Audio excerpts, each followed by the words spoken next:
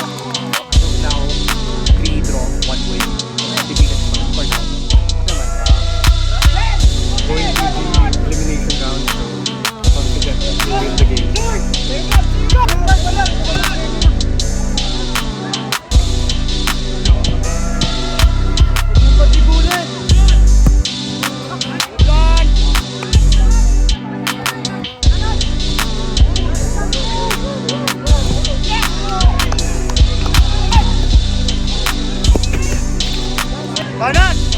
Wow! Whoa!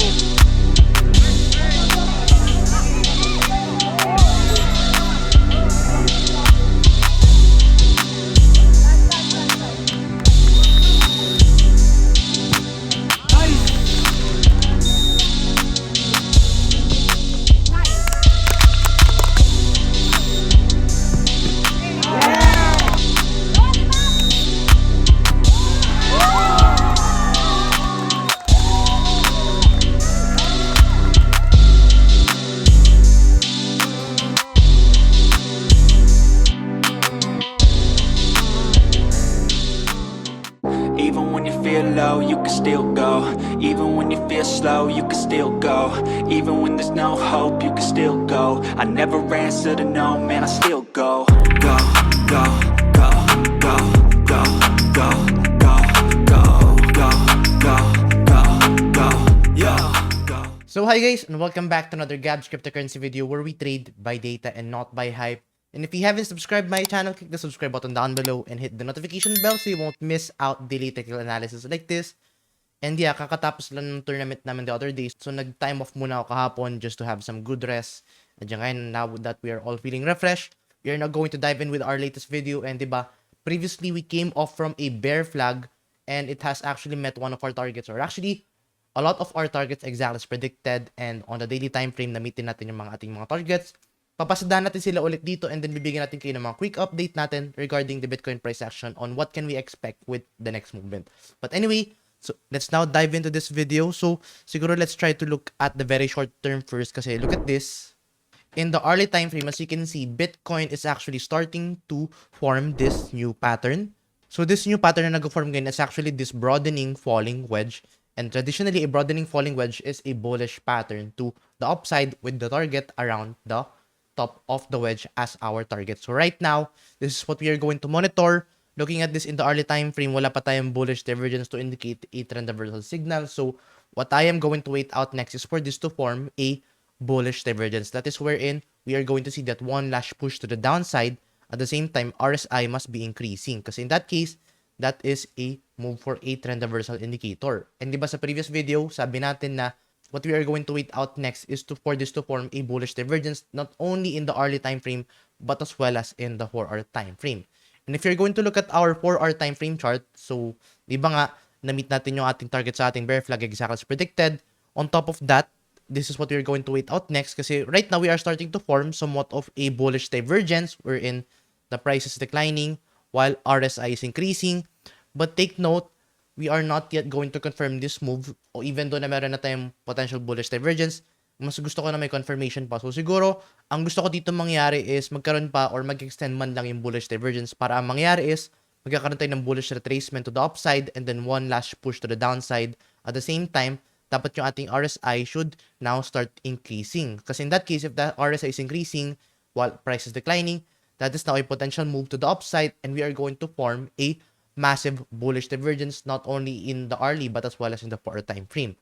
So right now, the next two things that I am going to confirm is number one, a bullish divergence in the hourly, and then number two, a bullish divergence within the 4-hour time frame, which is right now we are yet to see. And ano ba itsura nitong mga moves natin within the daily time frame? If you're going to look at this in the daily time frame, as you can see, ito yung ating bear flag na nag-form. And as you can see, on top of that, diba, we actually came off from this massive rising wedge na pinakita natin the other day dito. And diba, ang target natin would be the bottom of the wedge. And look at that, guys. It has also met all of our targets exactly as predicted. So for the time being, naka-close na lahat ng mga trades ko, nag-take profit na ako. So for the time being, wala ngayon ako munang gagawin, not unless we see those bullish divergence. So take note, if walang mata-trade, then of course, wag muna tayo mag-trade kasi mas maganda na yung secured yung capital nyo kasi naman sa tira kayo ng tira na mas mawalan kayo ng pera at hindi nyo alam kung ano ba yung magiging next move talaga. So for now na wala pang confirmation, I am just going to wait this one out. And guys, just a quick segue kasi meron tayo ongoing na SEA Games competition with BYBIT. And right now, naka-register tayo doon. So if ever nakaka-copy kayo sa aking copy trade account at nakapag-copy na kayo at nakapag-sign up na kayo, please do register dito sa BYBIT SEA Games page na to kasi ang mangyayari lang naman dyan is yung PNL natin, not only me but as well as yung inyong profits nyo, is malilist dito sa rankings at ang mangyayari is tataas yung rankings ng Philippines sa BYBIT. So if tumaas siya, magkakaroon tayo ng prize pool of up to around $10,000 US. And depende pa yung price pool na yan if mas lalong lumaki yung participants dito. Of course, tataas yung ating price pool. So as much as possible, sign up kayo dito guys sa ating SEA Games BYBIT page. You can actually find that in the description down below. And take note if wala pa kayo account with BYBIT, just use my sign up link na you can find in the description down below. But yeah, going back dito, wala akong naka-open na copy trade for the time being. And as you can see, may maganda din tingnan dito which is actually the bottom part of this logarithmic growth curve kasi as you can see, right now we are actually nearing one of the lowest point dito kay logarithmic growth curve. And looking at this in the daily time frame, I think we are starting to form a potential bullish divergence. So if let's say we are going to see that one last push to the downside, yung sinasabi ko kanina sa 4-hour time frame, at the same time, yung ating RSI dito in the daily time frame is starting to increase, then that could be a potential sign na nga na we are seeing a lot of bullish trend reversal indicators, not only for the short term, but as well as for the mid-term and long-term.